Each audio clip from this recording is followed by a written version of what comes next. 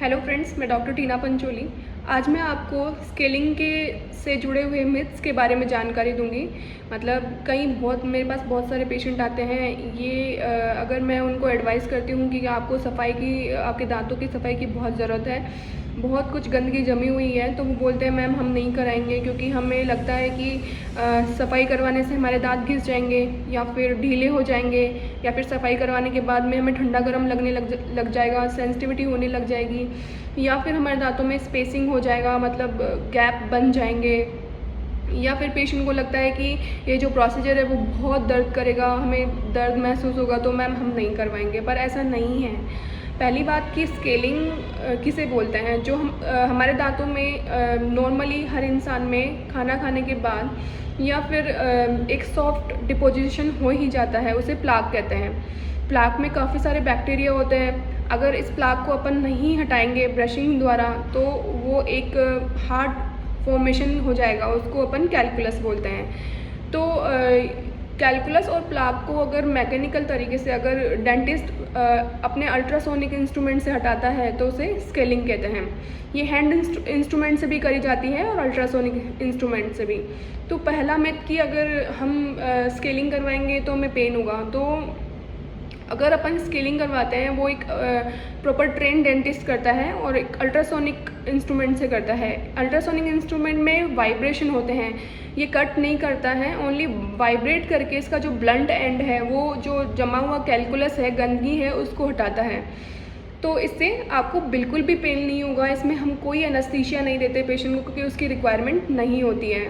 दूसरा मिथ होता है कि मैम हम स्केलिंग करवाएंगे तो हमारे दांतों में गैप हो जाएगा। तो देखिए कि अगर आपके जो प्लाक जम जाता है, एक बार गंदगी जम जाती है, तो उससे क्या होता है कि आपके मसूड़ों में स्वेलिंग होती है, या फिर बैक्टीरिया इसको जिंजिवाइटिस करते हैं, मतलब आपकी इन्फ्लामेशन कर देते हैं गम्स में। तो उसकी वजह से क्या होता है कि ये या तो अपनी जगह थोड़ा थोड़ा छोड़ने लग जाते हैं और वहाँ पे गंदगी जमा होने लग जाती है, और जैसे जैसे गंदगी जमा होती है मसूड़े अपनी जगह छोड़ के नीचे जाने लग जाते हैं, तो वहाँ पे गंदगी पूरा जगह ले लेती है। अगर हम सफाई करते हैं तो हम गंदगी को हटाने की कोशिश करते हैं। अगर हम गंदगी हटाएंगे तो वहाँ पे जो पहले से गंदगी जमा होकर मसूड़े नीचे जा चुके हैं, तो उस स्पेस को अगर हम खाली करेंगे तो वो स्पेस आपको दिखता है और आपको लगता है कि यहाँ पे तो मैम स्पेस हो गया सफाई के बाद। तो आप घबराएं नहीं, वो जो मसूड़े हैं स्केलिंग के बाद में उनका इन्फ्लेमेशन दूर हो जाता है, तो लगभग 1 हफ्ते में वो वापस अपनी नॉर्मल पोजीशन में आ जाते हैं। तीसरा मिथ होता है कि मैम हमें झंझनाहट तो महसूस नहीं होगी इसके बाद।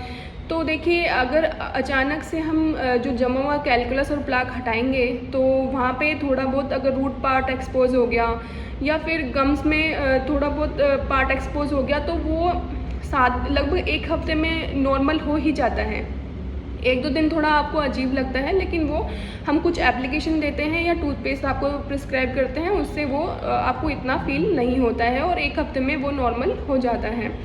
एक मिथ होता है कि मैम हमारे दांत घिस तो नहीं जाएंगे। तो जो अल्ट्रासोनिक इंस्ट्रूमेंट है वो केवल वाइब्रेट करके कैलकुलस और प्लाक को ही हटाता है, टूथ इनेमल को ये बिल्कुल भी नहीं काटता है।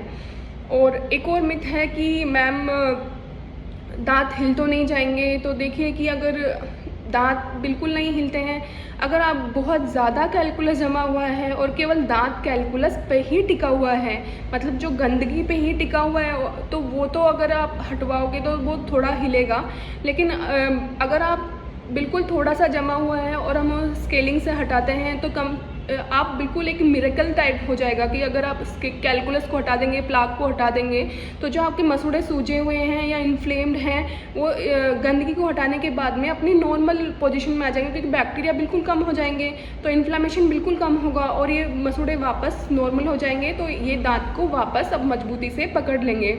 तो आप खुद डेंटिस्ट को थैंक यू बोलेंगे इसके लिए। तो ये दोस्तों ये थे मिथ्स। और कई पेशेंट को होते हैं, ये फील होता है कि मैम अगर हमें दांतों में खून आएगा तो हम ब्रश कैसे करेंगे। तो वो कई पेशेंट ब्रश करना छोड़ देते हैं क्योंकि वो सोचते हैं कि ब्रश करेंगे तो ज़्यादा खून आएगा, पर ऐसा नहीं है। अगर आपके दांतों में खून आ रहा है तो इसका मतलब आपको गम्स में इन्फेक्शन है, इन्फ्लामेशन है। इस कारण से खून आ रहा है, अगर आप ब्रश नहीं करेंगे तो वहाँ गंदगी और जमा होगी और ये जो जिंजिवाइटिस है वो पेरिडोंटाइटिस में कन्वर्ट हो जाएगा। मतलब अब ये बीमारी और बढ़ेगी और आपके दांत हिलने लग जाएंगे, या फिर अभी केवल जो खून आ रहा था थोड़े दिन बाद में दांत में मोबाइल होने लग जाएंगे। तो प्लीज़ ऐसा ना करें।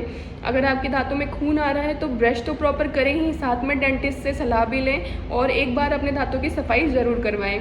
आई होप ये इन्फॉर्मेशन आपके लिए हेल्पफुल होगी। अगर ये आपके लिए हेल्पफुल है तो प्लीज़ मेरे चैनल को लाइक करें एंड सब्सक्राइब करें। Thank you.